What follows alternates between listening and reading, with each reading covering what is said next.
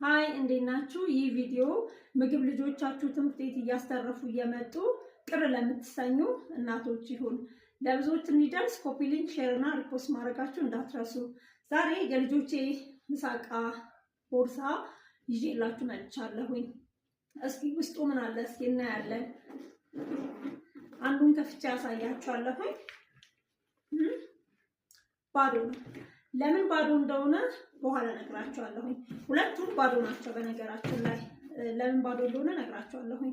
የዛሬ አመት ትልቋ ልጄ ግሬድ 2 ተማሪ ነበረች እና ጥሩ አማርኛም እንግሊዘኛም የማንበብ ችሎታ ነበራት። ከዛ እኔ ነኝ ቤት ውስጥ ኦልሬዲ ኩክ ማድረግላቸው። ታውቃላችሁ መቼስ እናቶች ለሊት ተነስተን ምናምን ነው የምናበስልላቸው፣ ማታ ምናምን ነገር እናበስልለን እና ድካሙ በጣም ከፍተኛ ነው። በልተውልን ሲመጡ ደግሞ ያለውም ደስታ እንደዛ ማለት ነው። ከዛ ትልቋ ልጄ በጣም አስቸገረችኝ። ስታስቸግረኝ ምን አደረኩኝ?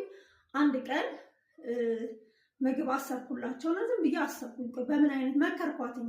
እኔ ደክመኛ እንዲሰርቼ እንዲያርጌ ነው ሰው አታስተርፊ፣ ጨርሰሽ ቢ እየበዛብሽ ከሆነ ላሳንስልሽ ምናምን ነገር አልኳትኝ። ግን ልታስተካክል አልቻለችም። ሁሌም አንዱን ሰሃን ትበላና አንደኛውን ሰሃን ትንሽ ነክታ የምትመልስልኝ። ተነክቶ ደግሞ የመጣ ምግብ ደግሞ አይበላም ታውቁታላችሁና በጣም ጭንቅ ሆነ። ከዛ አንድ ቀን ምን አደረኩኝ? ቁጭ ብዬ ደብዳቤ ጻፍኩላት። ይሄን ደብዳቤ ማለት ነው አንብቡት፣ ከላይ ያለኩላችሁን ጻፍኩላትኝና ትምህርት ላኳት።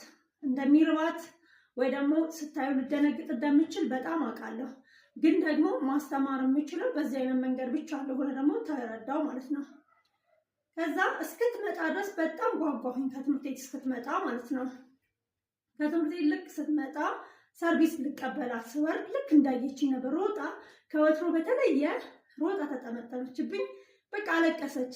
ከዛ ምን ነው ልጄ እላታለሁ። የሀዘን አልነበረም በነገራችን ላይ ማለት ከፍቷት አልነበረም ያንን ማድረጌ እያለቀሰችው። ማም ተረዳችኝ። ነገር ነው ማም በጣም ይቅርታ፣ ከዛሬ ጀምሮ አላስተርፍም፣ ገብቶኛል፣ ለካ አስቸግሬሻለሁ አለችኝ። ልጄ እንደ አዋቂ ያናገረችኝ ማለት ነው። በጣም ፊላረግ በጣም ተሰማኝ።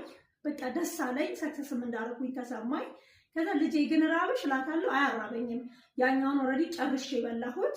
ያው ሁልጊዜ እንደምታደርገው አንዱ ምሳቃ በልታ አንዱ ስለምትተው እንደዛ ነው አለችኝ። እሺ ቴንኪው አልኳት።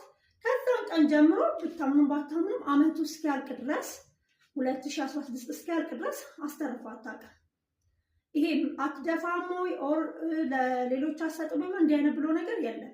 የሚማሩበት ትምህርት ሲጀመር በደንብ ነው ክትትል